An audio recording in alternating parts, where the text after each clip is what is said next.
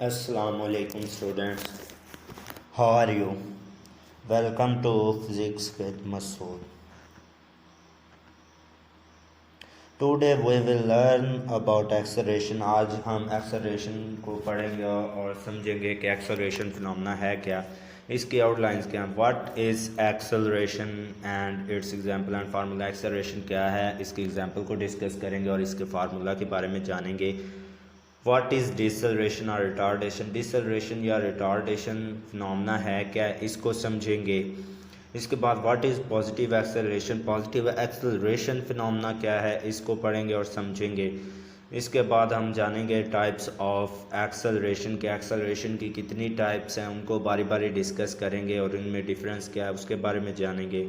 We discuss numerical problems at last. आखिर पे हम न्यूमेरिकल प्रॉब्लम्स को डिस्कस करेंगे. अब हम स्टार्ट करते हैं अपना लेक्चर. सबसे पहला हम जानेंगे what is acceleration. Time rate of change of velocity of an object, कि कोई ऑब्जेक्ट जब अपनी वेलोसिटी चेंज करती है और उसकी चेंजिंग में जितना टाइम लगता है उन दोनों की रेशो हमारे पास एक्सेलरेशन है. Acceleration is a vector quantity. Acceleration vector quantity, इसको हम स्मॉल लेटर ए से रिप्रेजेंट करते हैं. इसमें मैग्नीट्यूड और डायरेक्शन दोनों को डिस्क्राइब करते हैं और इसका ऐसा यूनिट है मीटर पर सेकंड का स्क्वायर. अब इसका फार्मूला क्या है, a is equal to change in we और change in t. Change in v हमारे पास है final velocity minus initial velocity.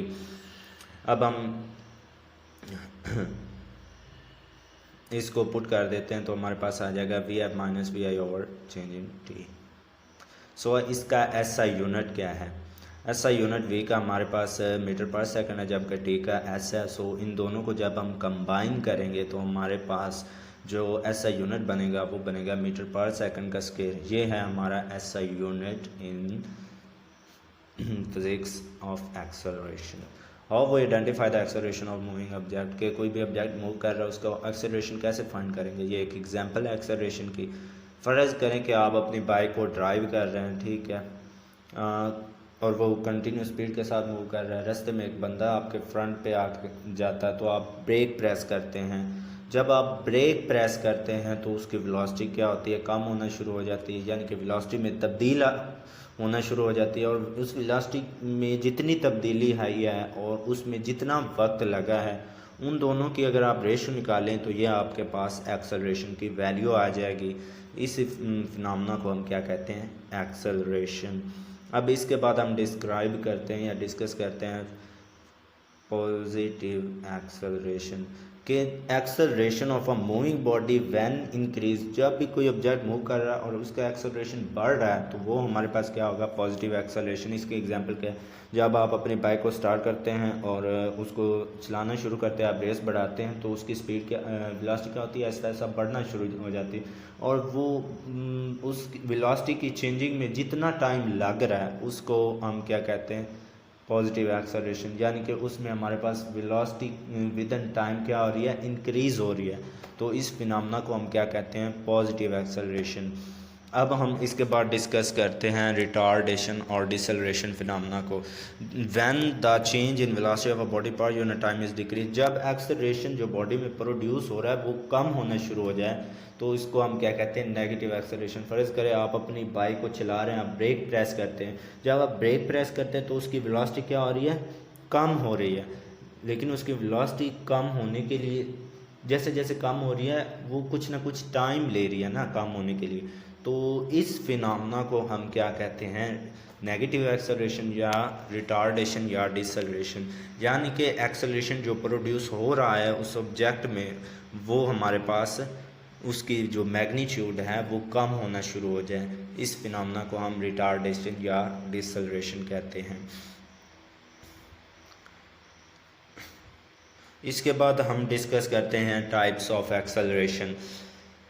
There are 4 types of acceleration on the base of time interval के. इसकी 4 किस्में. सबसे पहले positive acceleration when a body covers equal change in velocity in equal intervals of time. जब कोई जिस्म equal change in velocity in different intervals with in time cover करे तो उसे हम कहते हैं यूनिफॉर्म एक्सेलरेशन. इसकी एग्जांपल है, हमारे पास 2 पॉइंट है ए और बी. ए पॉइंट पे हमारे पास कार है जहाँ से हम ब्रेक लगाना शुरू करेंगे और बी से सम फॉरवर्ड हमारे पास एक पर्सन खड़ा है, तो हम क्या करेंगे, ए से बी तक का जो हमारे रूट है उसको हम सम इंटरवल्स में डिवाइड कर लेते हैं। जैसे ए से सी, सी से डी, डी से ई और ई से पी। ये अब हमारे पास 4 इंटरवल्स हो गए। अब हम इनको बारी बारी डिस्कस करते हैं कि अगर हमारे पास एक्सेलरेशन की जो वैल्यू आ रही है ए से सी, सी से डी, डी से ई और ई से बी सेम आए तो हमारे पास ये फिनोमेना यूनिफॉर्म एक्सेलरेशन कहलाता है। यानी ए से सी, सी से डी और डी से ई, ई से बी, इन चारों इंटरवल्स में अगर एक्सेलरेशन की वैल्यू 5 मीटर पर सेकंड का स्क्वायर आती तो ये हमारे पास यूनिफॉर्म एक्सेलरेशन होगा। अब हम इसी फिनोमेना के थ्रू वेरिएबल एक्सेलरेशन के बारे में समझते हैं कि डिफरेंट इंटरवल्स, यानी ये 4 इंटरवल्स हैं ना, हर इंटरवल्स में जो है या किसी एक इंटरवल में जो एक्सेलरेशन की वैल्यू है वो तब्दील हो जाए। यानी कि ए से सी में 5 है और डी से ई में 3 हो जाए, ठीक है, बाकी सब में 5 ही रहे, तो ये हमारे पास वेरिएबल एक्सेलरेशन होगा। अब हम इंस्टेंटेनियस फिनोमेना को भी इसी से समझते हैं कि हमारे पास ए से सी जो इंटरवल है उसको हम स्मॉल इंटरवल्स में मज़ीद डिवाइड कर लेते हैं और फिर एक्सेलरेशन चेक करते हैं कि उन स्मॉल इंटरवल्स में एक्सेलरेशन जो प्रोड्यूस हो रहा है वो टाइम के मुताबिक कितना हो रहा है। अगर वो जो एक्सेलरेशन पैदा हो रहा है, ठीक है, वो जो टाइम टेकन ले रहा है उसको ज़ीरो को अप्रोच करे, यानी कि वो एक्सेलरेशन पैदा हो और उसमें टाइम जो है वो ज़ीरो लगे, तो इसको हम क्या कहते हैं, इंस्टेंटेनियस एक्सेलरेशन। अब हम इनकी डेफिनेशन को डिस्कस करते हैं। वेरिएबल एक्सेलरेशन क्या है? When a body does not cover equal change in velocity per unit time in different intervals, यानी कि मुख्तलिफ इंटरवल्स में जो चेंज इन वेलोसिटी हो रही है विद इन टाइम वो इक्वली जो है वेलोसिटी कवर ना कर रहा हो डिफरेंट इंटरवल्स में विद इन सेम टाइम, तो वो वेरिएबल एक्सेलरेशन है। अब एवरेज एक्सेलरेशन क्या है?